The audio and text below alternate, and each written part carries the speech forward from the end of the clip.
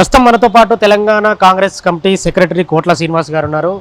Sir చెప్పండి, ఇప్పటికే nominated పోస్టులపై Revanth Reddy ఢిల్లీకి వెళ్ళారు.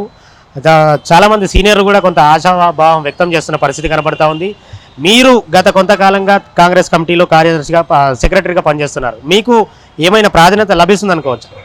తప్పకుండా రేవంత్ రెడ్డి గారు కాంగ్రెస్ పార్టీ కార్యకర్తలు ఎవరు ఎంత కష్టపడ్డారు, వారు పిసిసి ప్రెసిడెంట్ అయిన తర్వాత రాష్ట్రంలో కాంగ్రెస్ పార్టీ గ్రాఫ్ పెరిగినలో ఏ కార్యకర్త ఎలాంటి పని చేసిరు, ఏ నియోజకవర్గానికి కోఆర్డినేటర్ చేస్తే వాళ్ళు ఎంతవరకు పనిచేసారు, దళిత దండోర కార్యక్రమం కానీ, మెంబర్షిప్ డ్రైవ్ కానీ, రావిరాల నిరుద్యోగ జంగ్ సైరన్ కానీ, అదేవిధంగా రాజీవ్ కీస్ ప్రోగ్రామ్నే కానీ, మూడు చింతలపల్లిలో సాక్షాత్తు ఆ రోజున్న సీఎం నియోజకవర్గంలోనే కానీ, అదేవిధంగా ఎన్నో కార్యక్రమాల్లో ఆ రోజు మాకు కోఆర్డినేటర్ చేసి తద్వారా మరి మెంబర్షిప్ డ్రైవ్ కానీ దళిత అన్ని కార్యక్రమంలో పాల్గొని ముఖ్యంగా డిజిటల్ మెంబర్షిప్లో పాల్గొన్న వారు అందరికీ కూడా న్యాయం చేస్తానని గతంలో రేవంత్ రెడ్డి గారు మాట ఇచ్చారు.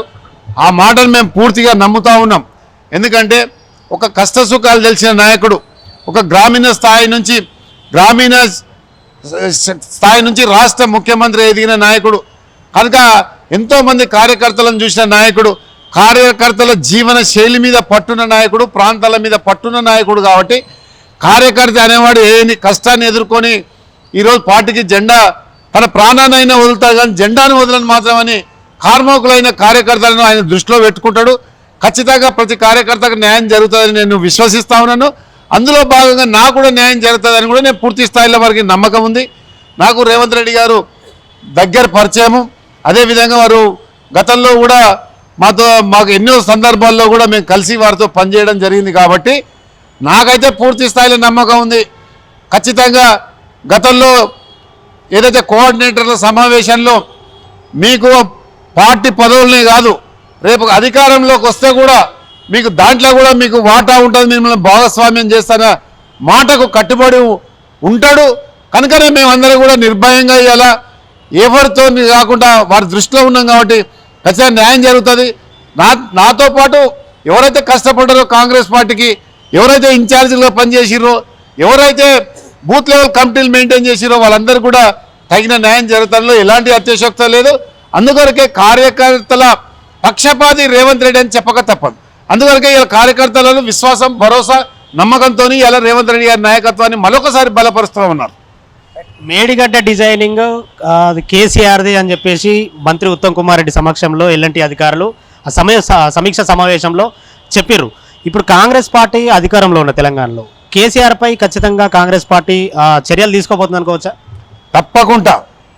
మేడిగడ్డ కానీ అదేవిధంగా కాళేశ్వరం ప్రాజెక్టు ఆ రోజు ప్రపంచంలో నాయంత మేధావి లేడని, ఈ ప్రపంచంలో నాయంత ఇంజనీర్ లేడని అధికారులను సంప్రదించకుండా, నీటిపారుదల శాఖ సంబంధించిన నిపుణులను సంప్రదించకుండా ఏ తుమ్మడి అడ్డగడ్డ దగ్గర వచ్చిన ప్రాజెక్టు తీసుకొచ్చి మేడిగడ్డ కడ కట్టి ఇలా 1,00,000 కోట్ల ప్రజాధనాన్ని దుర్వినియోగం చేసిన ఆ బీఆర్ఎస్ పార్టీ ప్రభుత్వాన్ని ఖచ్చితంగా ఉత్తమ్ కుమార్ రెడ్డి గారు, మా మంత్రి, నీటిపారుదల శాఖ మంత్రి, ఆ యొక్క డిపార్ట్మెంట్ సమీక్ష సమావేశంలో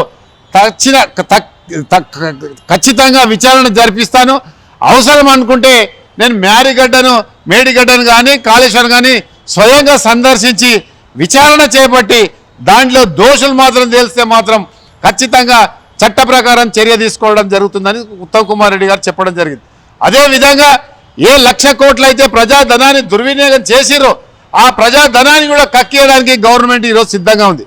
గతంలో రేవంత్ రెడ్డి గారు, మా ముఖ్యమంత్రి గారు పిసిసి అధ్యక్షుడు ఉన్నప్పుడు చాలా సందర్భాల్లో చెప్పిండు, ఏ డిపార్ట్మెంట్లో అయితే అన్యాయం జరిగిందో, అక్రమాలు జరిగినాయో, అవినీతి జరిగిందో, రేపు రాబోయే ప్రభుత్వంలో, రేపు ఇందిరమ్మ పాలనలో, రాజశేఖర రెడ్డి పాలనలో కాంగ్రెస్ పార్టీ ముఖ్యమంత్రి అయితే ఈ యొక్క అవినీతి మీద, అదేవిధంగా ఈ యొక్క అక్రమ సంపాదన మీద విచారణ జరిపించి కక్కిస్తామని చెప్పిన మాటకు కట్టుబడి ఉన్నది ప్రభుత్వం, కాంగ్రెస్ పార్టీ ప్రభుత్వం.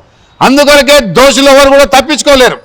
ఎందుకంటే ఇలా 85,000 కోట్ల రూపాయల విద్యుత్ చౌర్యం మీద మీరు విచారణ జరిపిస్తే మీరు రాజీనామాలు కోరుతా ఉన్నారు. అదేవిధంగా టీఎస్పీసీలో అవకతవకలు జరిగినాయని ఆ రోజు కాంగ్రెస్ పార్టీ పిసిసి అధ్యక్షులు రేవంత్ రెడ్డి గారు ఎన్నో ఆందోళన చేసి సాక్షాత్తు గవర్నర్ గారికి మెమోరాండం ఇస్తే జనార్దన్ రెడ్డి గారిని పిలిచి దీని మీద ఒక సమగ్రమైన నివేదిక ఇవ్వమంటే మీరు పారిపోయి ప్రయత్నం చేసి రాజీనామాలు చేసి అందుకొరకే మీ రాజీనామాలు ఆమోదించడం లేదు.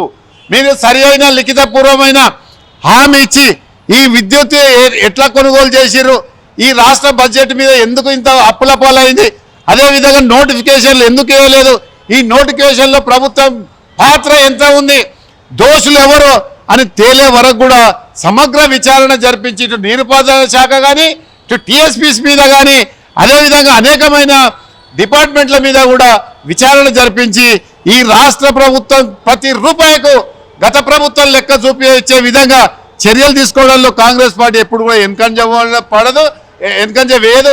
అదేవిధంగా మంత్రులు కూడా చురుకైన పాత్ర పోషించి ఈరోజు ప్రతి డిపార్ట్మెంట్ సమీక్ష సమావేశాలు జరిపించి గత ప్రభుత్వంలోనే ఆర్టీసీ ఎందుకు లాస్ అయింది, ఏ విధంగా లాస్ అయింది, ఆర్టీసీ కార్మికులు ఎందుకు రోడ్డు మీదకి వచ్చి అన్నాలు తినవలసి వచ్చిందనే దాని మీద కూడా విచారణ జరిపిస్తాం. తద్వారా ఆ ప్రభుత్వాన్ని మరి ఏ శిక్ష విధించాలో ఆ ప్రజలు చట్ట ప్రకారంగా చర్యలు తీసుకోవడంలో ఎలాంటి అతిశక్తి లేదు. రాష్ట్రంలో పార్లమెంట్ ఎలక్షన్లు రాబోతున్నాయి అని చెప్పేసి వార్తలు అయితే వస్తున్నాయి. ఇప్పటికే అటు బీజేపీ కావచ్చు, ఇటు అధికార కాంగ్రెస్ పార్టీ ప్రభుత్వం కావచ్చు, ఇప్పటికే కసరత్తు చేసిన పరిస్థితి కనబడుతుంది. ఎన్ని సీట్లు గెలుచుకోబోతున్నారు పార్లమెంట్ స్థానాల నుండి తెలంగాణలో ఈరోజు ఇప్పటికిప్పుడు పార్లమెంట్ ఎన్నికలు వస్తే 10 స్థానాల నుంచి 12 స్థానాలు గెలుచుకోవడానికి ఈరోజు మా దగ్గర ఉన్న లెక్కలు, సర్వేలు, అదేవిధంగా వాతావరణము, కాంగ్రెస్ పార్టీ కార్యకర్తల నిబద్ధత, కాంగ్రెస్ పార్టీ కార్యకర్తల పిక్కబలము, కండబలము, అదేవిధంగా ప్రజలు ఈరోజు ఏ తెలంగాణ కోసం అయితే ఈ దుష్ట చతుర్సపాలను అంతమొందించారో రేపు భారతీయ జనతా పార్టీని కూడా మతోన్మాద శక్తుల నుంచి ఈ దేశాన్ని కాపాడడానికి రాహుల్ గాంధీ చేసిన ఏదైతే భారత్ జోడో యాత్ర ఉందో ఆ జోడో యాత్రకు ఫలితం రేపు కాంగ్రెస్ పార్టీ తీసుకోబోతుంది. 10 నుంచి 12 స్థానాలు ఖచ్చితంగా రేపు రాబోయే పార్లమెంట్లో గెలిచి పార్లమెంట్కు రాహుల్ గాంధీని ప్రధానమంత్రి చేయడమే లక్ష్యంగా ఇవాళ పిసిసి అధ్యక్షులు కానీ రాష్ట్ర కాంగ్రెస్ యంత్రాంగం కానీ మా మంత్రులు కానీ అదేవిధంగా ఆ ప్రయాణంలోనే పయనిస్తున్నారని చెప్పగా తప్పదు. రాహుల్ గాంధీ గారిని ప్రధానమంత్రి చేయడమే రాష్ట్ర కాంగ్రెస్ పార్టీకి ఉన్న ముందున్న లక్ష్యం. మేము ఖచ్చితంగా సోనియా గాంధీ గారిని వెల్కమ్ చేస్తున్నాం. మా పిసిసి అధ్యక్షుడు పొలిటికల్ అఫైర్స్ మీటింగ్లో చెప్పాడు. ఏమని మెదకులన్నా, కరీంనగర్లన్నా, అదేవిధంగా ఇంకో ప్రాంతంలోన్నా మీరు పోటీ చేయాలి. గతంలో శ్రీమతి ఇందిరాగాంధీ గారు మెదక్లో పోటీ చేసినప్పుడు ఒక ఆర్డినెన్స్ ఫ్యాక్టరీ వచ్చి దాదాపు కొన్ని వేల మంది నిరుద్యోగులకు ఉద్యోగ కల్పన వచ్చింది. అదేవిధంగా శ్రీమతి సోనియా గాంధీ గారికి మొన్న ప్రభుత్వం చేసి సానుభూతి చెప్పి కృతజ్ఞత చెప్పిండు. రెండోసారి కూడా ఆమెను మెదక్లో, కరీంనగర్లో పోటీ చేయించి రెండోసారి కూడా కృతజ్ఞత చెప్పడానికి తెలంగాణ సమాజం అంతా కూడా ఓడై కూస్తుంది. కాబట్టి మా పిసిసి అధ్యక్షులు కానీ మా సీనియర్లందరూ కూడా శ్రీమతి సోనియా గాంధీ గారిని మా మెదక్ గారి, కరీంనగర్ గారిని పోటీ చేయడానికి వాళ్ళు విజ్ఞప్తి చేశారు. వాళ్ళు వస్తే చాలా వెల్కమ్. తెలంగాణ ప్రజలు కూడా వెయిట్ చేస్తూ ఉన్నారు. 1,00,000 మెజార్టీతో వాళ్ళని పార్లమెంట్ పంపించడానికి ఇలా తెలంగాణ సమాజం అంతా ముక్త కంఠంతో ఇలా చెప్పడంలో ఎలాంటి అతిశక్తి లేదు. ఇటు తెలంగాణలో సోనియా గాంధీ వచ్చినా, రాహుల్ గాంధీ వచ్చినా, ప్రియాంక గాంధీ వచ్చినా ఖచ్చితంగా ఈసారి 17కు 17 స్థానాలు బీజేపీ పార్టీ కైవసం చేసుకోబోతున్నది. మొత్తం దేశం మొత్తంలో కూడా సెంట్రల్ గవర్నమెంట్లో మళ్ళీ సెంట్రల్లో బీజేపీ ఫామ్ కాబోతుందని చెప్పేసి మన బీజేపీ నాయకులు అంటున్నారు. ఎలా చూస్తారు? ఇప్పుడు బీజేపీ నాయకుల గురించి మాట్లాడవలసి వస్తే మాట్లాడడానికి ఏం లేదు. ఎందుకు గతంలో ఇవే పొంకనాలు కొట్టి ఏం చేశారు, 3-4 స్థానాలకు పరిమితమయ్యారు. ఇవాళ ప్రభుత్వం ఏర్పాటు చేస్తాం, తెలంగాణ ప్రభుత్వం ఏర్పాటు చేసింది 8 స్థానాలకే పరిమితమే. ఇక తెలంగాణలో బీజేపీకి అనేది శూన్యం, పుంజుకోదు. తెలంగాణలో బీజేపీ పుంజుకోదు. ఎప్పటికున్నా మాకు టీఆర్ఎస్ఏ శత్రువు, అదేవిధంగా దేశవ్యాప్తంగా బీజేపీ శత్రువు, రాజకీయ ప్రత్యర్థి వాళ్ళే. తెలంగాణ బీజేపీ ఎప్పుడూ పుంజుకోదు. గతంలో ఎన్నోసార్లు చూసాం, 104 స్థానాల్లో డిపాజిట్ కోల్పోయింది. ఇలా అతిరథం ఆరాధులు అనుకున్న ఈటల రాజేందర్ కానీ అదేవిధంగా కిషన్ రెడ్డి సొంత నియోజకవర్గం అంబర్పేటలో గెలిపించలేనోడు ఇక రాష్ట్ర ప్రభుత్వం 17 సీట్లు గెలిపించాలకు ఆశాస్పదం ఈ మిలీనియం జోక్ ఇది. అందుకొరకే మేము ఎప్పుడు కూడా ఏం చేస్తామంటే కాంగ్రెస్ పార్టీ తరఫు నుంచి మేము బీజేపీ గురించి మాట్లాడడం. తెలంగాణలో ఏదున్నా సెంట్రల్ గవర్నమెంట్లో వాళ్ళు మాట్లాడతారు. ఎందుకంటే ఉనికే లేని భారతీయ జనతా పార్టీ గురించి మాట్లాడి మా టైం వేస్ట్ చేసుకోవడం వేస్ట్ అని మా భావన.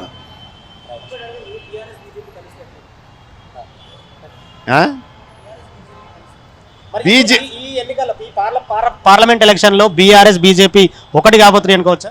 చెప్పలేం. ఎందుకంటే గతంలో కూడా జమ్మూ కాశ్మీర్ ప్రతిపత్తి కానీ 370 ఆర్టికల్ కానీ ఎల్పిజి గ్యాస్ పెంచినప్పుడు కానీ డీజిల్ పెంచినప్పుడు కానీ పెట్రోల్ పెంచినప్పుడు కానీ నల్ల చట్టాలప్పుడు పెంచినప్పుడు కానీ అదేవిధంగా అధ్యక్ష ఎన్నికల్లో ఉపాధ్యక్ష ఎన్నికల్లో ఈ యొక్క ముఖ్యమంత్రి గారి సహకారాలు తీసుకున్నది భారతీయ జనతా పార్టీ. అదేవిధంగా కుంభకోణాలు జరుగుతున్న లిక్కర్ కుంభకోణాలు సాక్షాత్తు ముఖ్యమంత్రి మాజీ ముఖ్యమంత్రి గారు కూతురుంటే కూడా ఎలాంటి యాక్షన్ తీసుకోకపోవడం కేంద్ర ప్రభుత్వం. కనుక ఈ రెండు ఒకటే పెద్ద ఆశ్చర్యపడవలసిన అవసరం లేదు. వాళ్ళిద్దరు ఒకటైనప్పుడు కూడా కాంగ్రెస్ పార్టీని మాత్రం ఓడించలేరు.